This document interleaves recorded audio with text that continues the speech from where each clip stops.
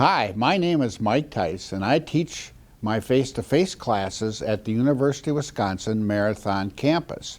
I also teach for the University of Wisconsin online campus.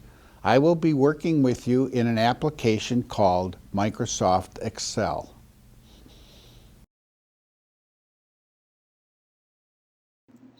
This activity will take us into doing some curve fitting. We're going to do a linear curve fitting.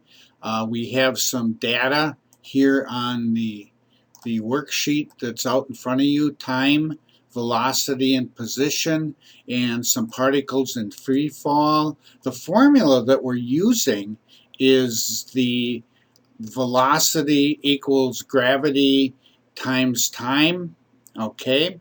And the position, which is this formula where my cursor is moving now, I kind of highlighted, that has the other data. We're just going to be working with the velocity right now.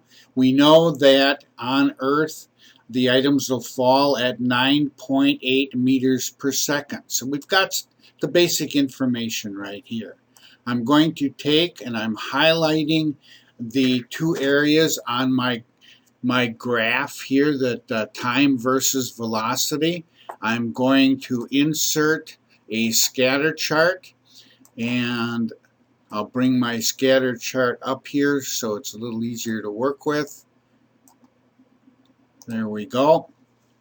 Just by looking at it, you can see that it's pretty darn close to a straight line, which is good. That's just a nice gut reaction that we have here.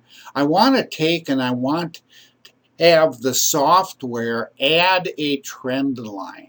I'm going to put my mouse pointer on one of the markers, one of the data points, and do a right mouse click. And I'm going down to the option here for adding a trend line. This is the information that I want to work with. There are other options, trend line options, that will be explained in a future little video. We're just working with linear at this point. I want to take and I want to see my equation on the chart. So I click and I can see my equation on the chart. Y is equal to 9.8786 times, and I've got this extraneous value out here. That comes because I'm working with raw data. It's not exactly a 100% fit because raw data may not be 100%. Something to look at. We'll go into this a little bit deeper. The other thing I want to look at, my mouse pointer is down here displaying the R-squared value on the chart. That's the correlation coefficient. My goal is to get that as close to 1 as possible, and for this data on this chart, the R-squared of 0.9987 is pretty good. I am comfortable with my data. Okay, that's pretty good. Now I'm going to go back to where I'm looking at the equation y, and I've got this extraneous data here that I mentioned, these extra numbers because of being raw data.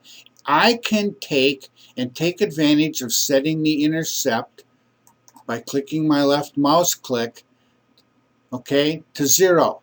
And when I did that, look at my equation. Y equals 9.8965. I've still got a good correlation coefficient. The trend line, the slope of the trend line has changed a little bit. That removed that extraneous data, and I'm still comfortable with the data that I have. This tells me I have data I can use to make some decisions, especially when the R-squared is as high as it is. Pretty darn good. Thank you for your time.